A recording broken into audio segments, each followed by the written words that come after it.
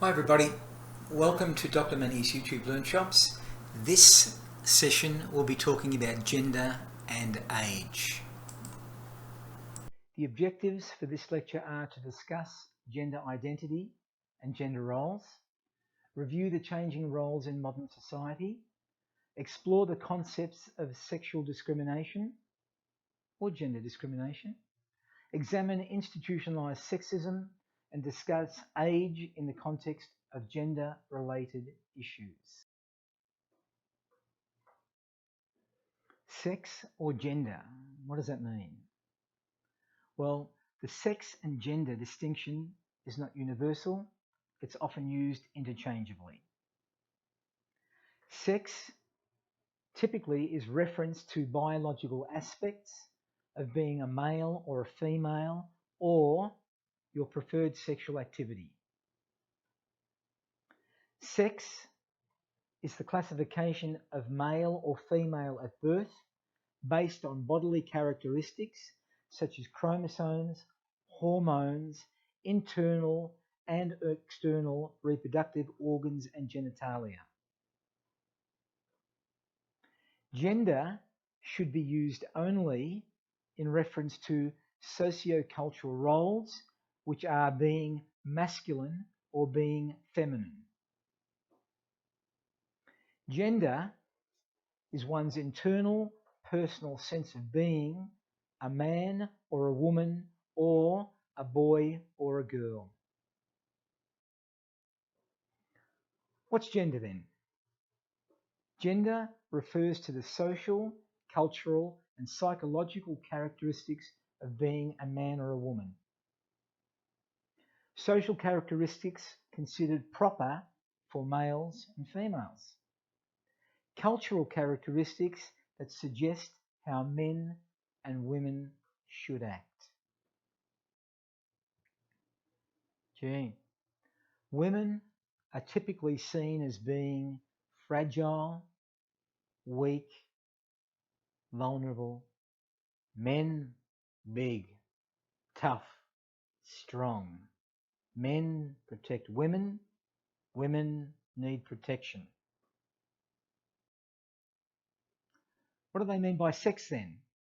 As we indicated, sex refers to the biological differences between a man and a woman.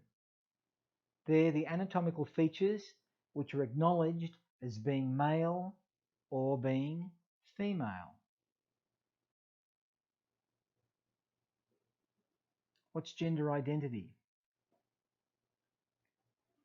Gender identity, how you see yourself, I guess.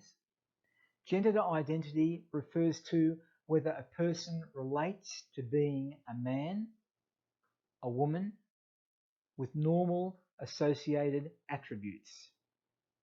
Whether they see themselves in some less or normal way, such as being transgender, or it relates to a person's personal identity and gender which doesn't correspond to their birth sex.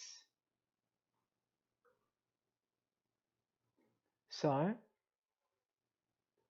even though you're born a boy, you may consider that you don't feel like you're a boy. You feel like you are a girl, or you want to be a girl, or vice versa. You may have gender identity issues where you are a woman, but you talk like a man, and you have attributes where you're aggressive, more assertive, more dominant, loud like a man. Or you may be a man that has got attributes that are associated with a woman typically, or a female, where you speak sweetly or nicely, or you're gentle and you're calm and you're kind, etc. Transgender people, they feel that they've been born into a body in which their gender identity and their personal sex is not coherent. It's not what they feel themselves to be.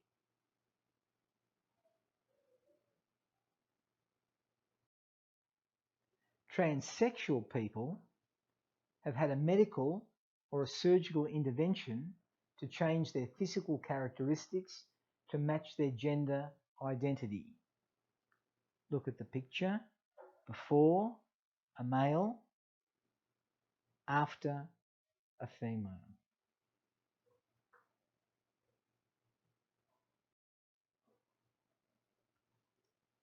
What then are gender roles? And we've looked at this in other courses, like behavioural sciences, and we've looked at this in social sciences as well. But what are gender roles? Well, gender roles are behavioural models or norms that are associated with males or associated with females in a society, a culture, a social group, or a system which is reinforced by the family, peers, school, the media, society.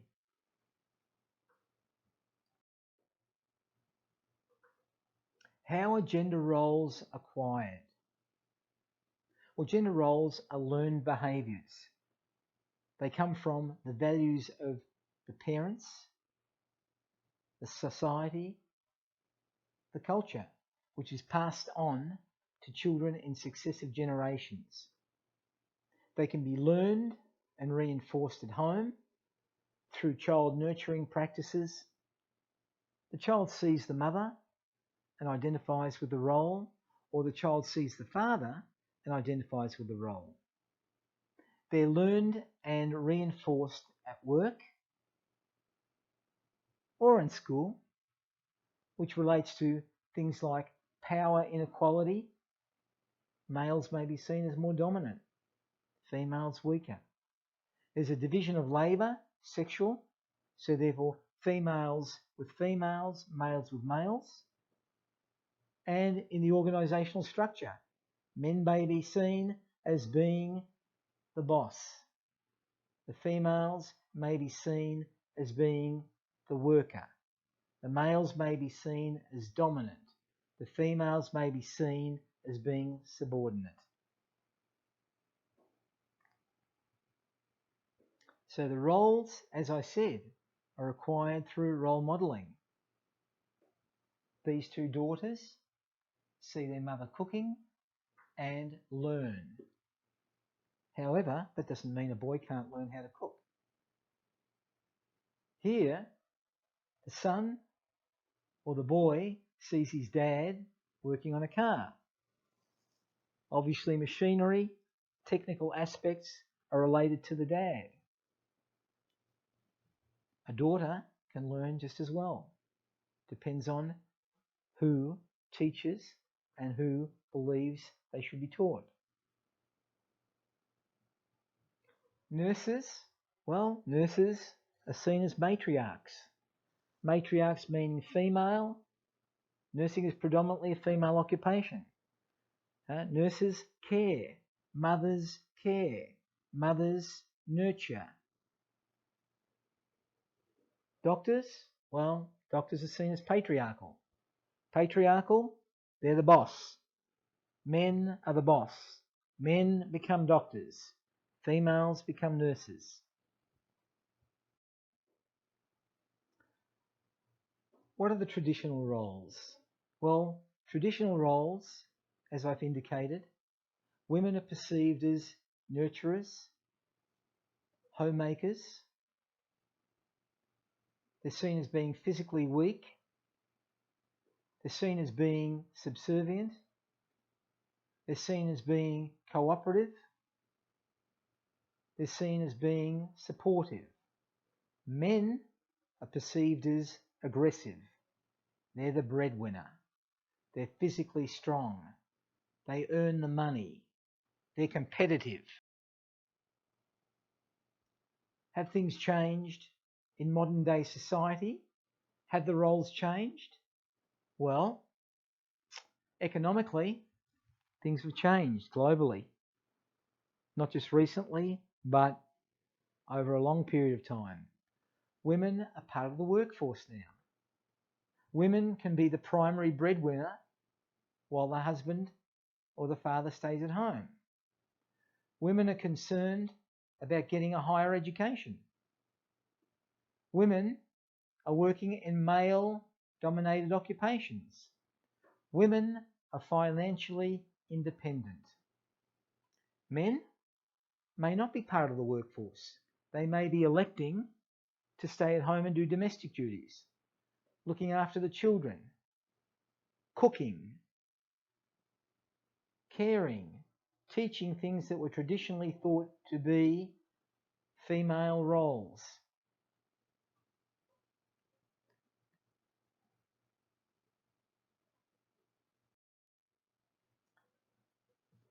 So then, what's gender discrimination? Well, gender discrimination is a situation where a person is treated less well because of their gender or their biology, which we said was sex. Typically, it's the woman who's treated less well than the man. Gender inequality acknowledges that men and women are not equal, and these inequalities evolve from characteristics such as sexism, race, colour, and marital status. Men are perceived as being at a higher status. Men in most cultures have been previously thought of more. For example, father wants a son. He may not necessarily want a daughter. Father wants a son to carry on his name, inherit his wealth, and so forth. Is gender discrimination a problem today? Well, research studies show that even though the gender situation for women has improved, discrimination is still pervasive. Women, not just in Malaysia, but in every country in the world, as a general rule, earn lower salaries than men. They occupy lower ranking employment positions than men, despite having higher qualifications and experience. Women require more qualifications for the same job. Women still, despite working outside the home, do most of the domestic work at the home. Women need to balance work and childcare. So despite working, they still have home duties and they still have childcare responsibilities. Interestingly, female academics that possibly work in universities or other organisations don't have children and may not be married.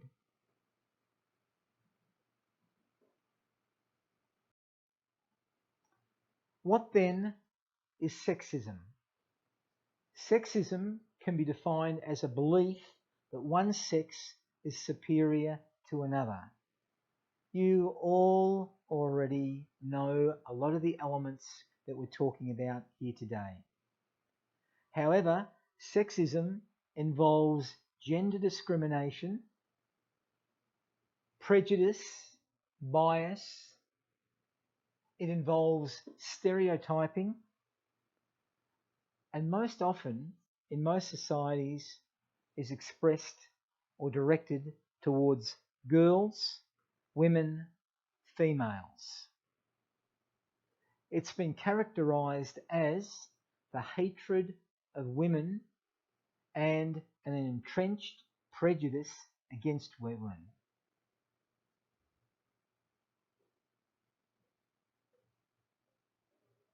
Sorry, you're simply not right. Sorry, you're simply not the right man for the job. Sexism. So then, what's institutionalized sexism? Institutionalized organizational sexism refers to the unjust and discriminatory mistreatment of an individual or a group of individuals, typically women.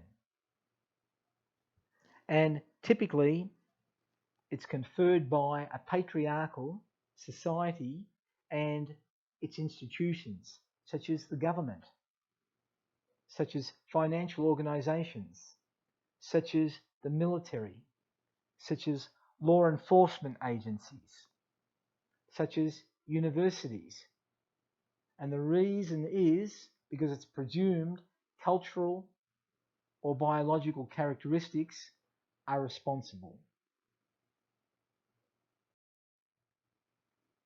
So, what's patriarchy then? Patriarchy, this is a social system in which men hold the primary power and predominate in roles of political leadership, moral authority, social privilege, and control of property. It's a social system where men are in authority over women. Men are the boss. Simple as that. And I think from my perspective, most societies are patriarchal. Men are in control. If women think they're in control, I think that they're being naive. So an example of a patriarchal society is where men make all the rules and women stay at home and care for the children. Or in a situation like we just mentioned here, they may end up going to work with their husband's permission and still come home and do the cooking, cleaning, and care for the children. Another example of a patriarchal society is when the family name comes from the man in the family. So if you are Bill Smith, all your children will then become a Smith.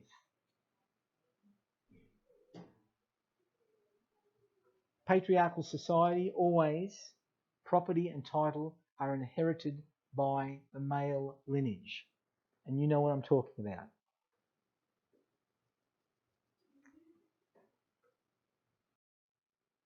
In a patriarchal society, women are expected to be obedient and submissive at all times.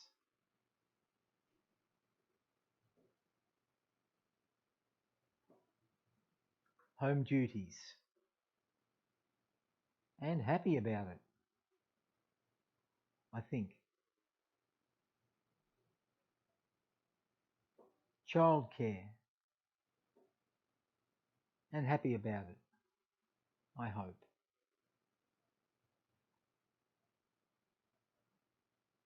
Before, after. I'm not sure that it's changed, but I'm sure it's changed to some degree. It's a man's world, it's a woman's world.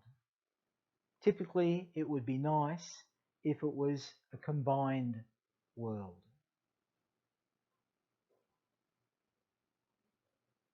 That's what partnership and marriage is all about, sharing. Is Malaysia a patriarchal society? Think about the government. Who's the Prime Minister in government? What's the ratio of males to females in government? I know the Prime Minister has changed. However, it doesn't matter. We'll just call him the ex-Prime Minister. The government is basically the same, but the proportion of males to females is unequal. And I think that's, well, I'm not sure whether that's consistent globally. There are a lot of countries in the world now that have got female prime ministers. Scotland. They did have in the UK. Germany. I think even some of the other countries here like Pakistan, India, etc. I mean, they have had female prime ministers. Is it changing? I hope so. Is Malaysia a patriarchal society? Think about the private sector companies. Who are the presidents, CEOs of these private companies? What's the ratio of males to females in these companies?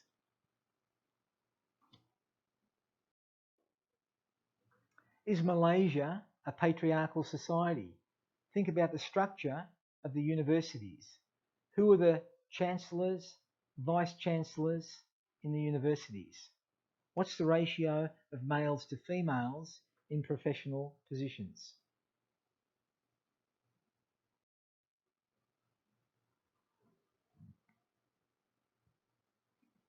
We've discussed this to some extent previously as well.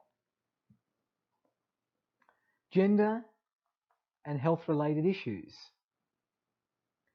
Interesting, lifespan expectancy for men is shorter than women. Why? Mortality, earlier death rates for adult men across all regions in the world are higher than women. Why?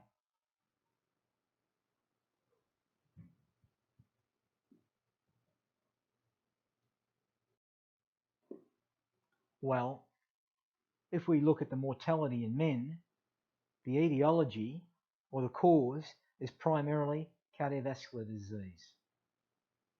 They have injuries. They have more traffic accidents.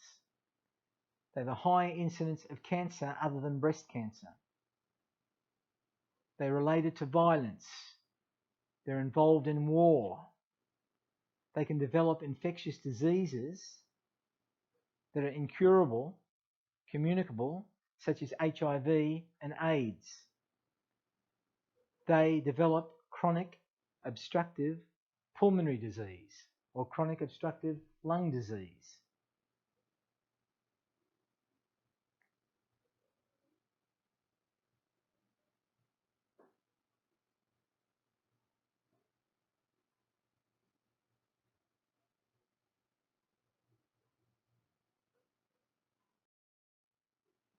Malaysian mortality here also indicates cardiovascular disease, things like ischemic heart disease, cerebral vascular disease, we're talking about stroke, pneumonia, motor vehicle or transport accidents, they can become septicemic.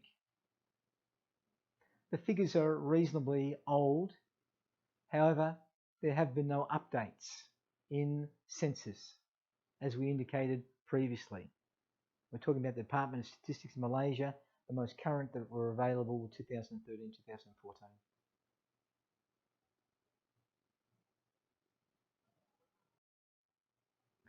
What about the mortality for Malaysian women? Well, Malaysian women have cardiovascular disease as well. They're subjected to diabetes mellitus, and they have cancer, the two most prominent ones being breast and cervical.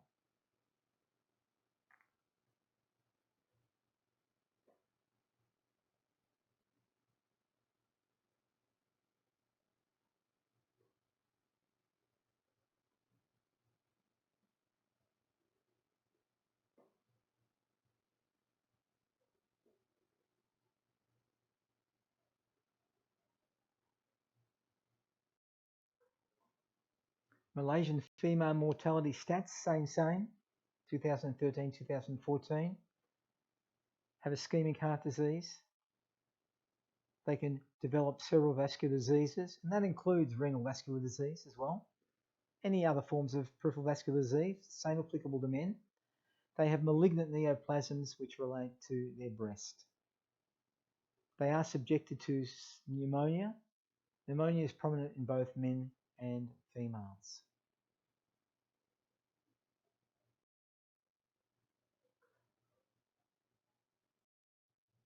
Who uses healthcare services?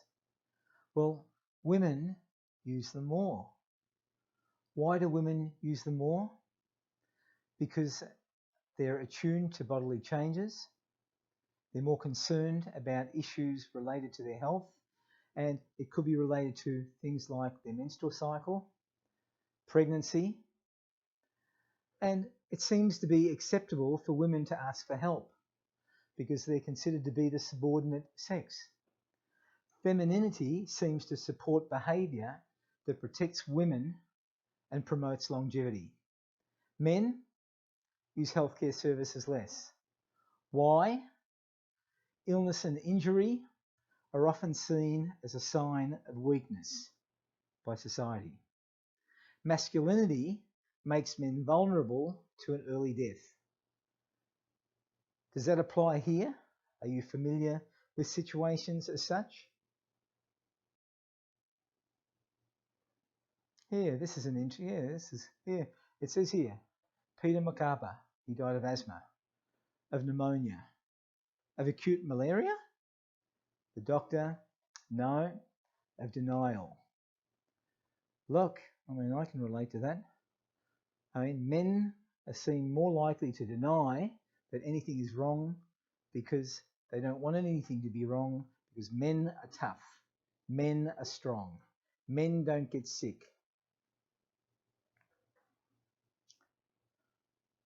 He's still in denial. He's dead, but he's not giving up.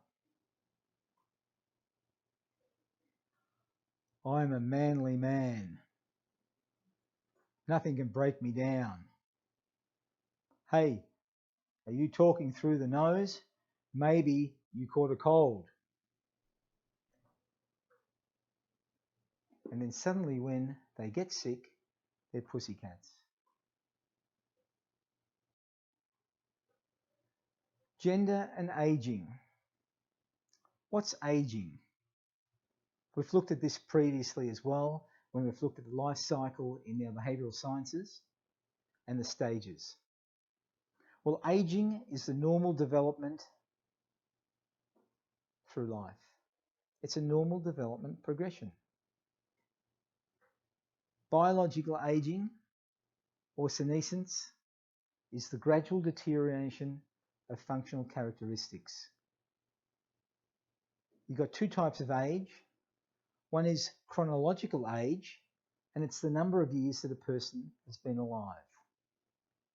Biological age refers to how old the person seems. And you know what I'm talking about. I've seen people that are 40 that look like they're 80.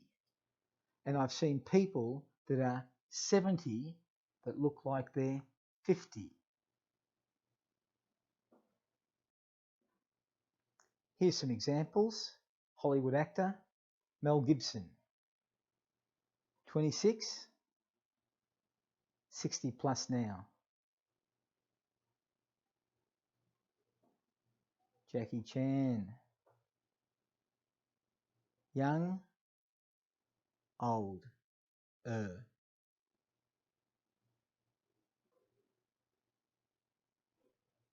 Oh, who's this? This is Michelle Yeoh, one of your Malaysian actresses or actors. Still looking pretty good, very youthful. 2018. Leonardo DiCaprio, young, older. Everybody ages chronologically and biologically. Meryl Streep, Hollywood actor.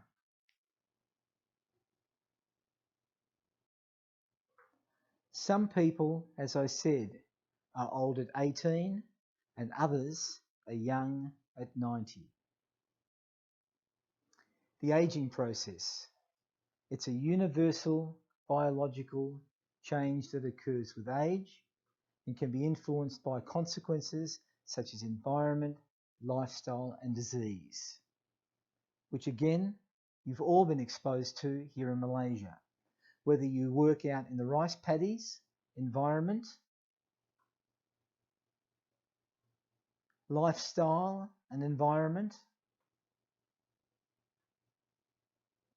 lifestyle and disease, lifestyle and disease, lifestyle and disease, disease, disease, disease. Other issues related to aging can be chronic diseases. If we look at the US, 1 in 2 adults in the US has a chronic disease. And 1 in 4 adults in the US has 2 or more diseases. They can have multiple comorbidities, which eventually may affect them in relation to aging. They can have heart disease, cancer, chronic lung disease, stroke, Alzheimer's disease, renal disease, diabetes. The leading cause of death and disability adds trillions of dollars to the American healthcare budget. Economic burdens. You may be feeling helpless. Your partner, your life partner, may have died. You may have no family support because you don't have children, or your children are gone. They have their own lives. It may be related to hormonal issues. If you're in a stage of menopause,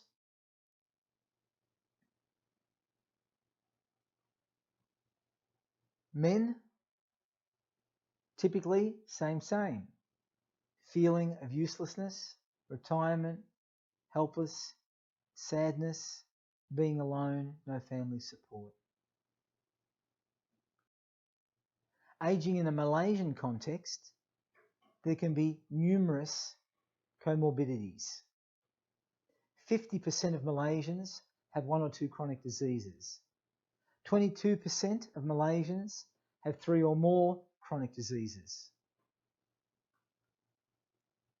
Mental health illnesses relate to depression.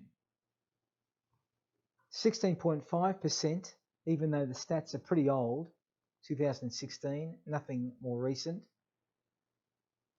16.5% are generic to Malaysians, with 56.6% being women and 43.4% being male. There's a 30% health issue incidence in rural Malaysians, which could be related to, same thing, economic issues, partner issues, family issues. Aging in a Malaysian context, depression is typically related to unemployment, having a low income, economic burdens, feeling helpless and alone, no spouse or family support, or being alone because your partner has passed on.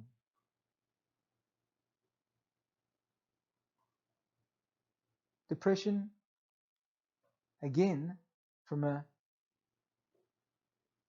male perspective, is similar to that of the female perspective. Unemployment, low income, stress, helplessness, loneliness, no spouse or family support, death of a spouse.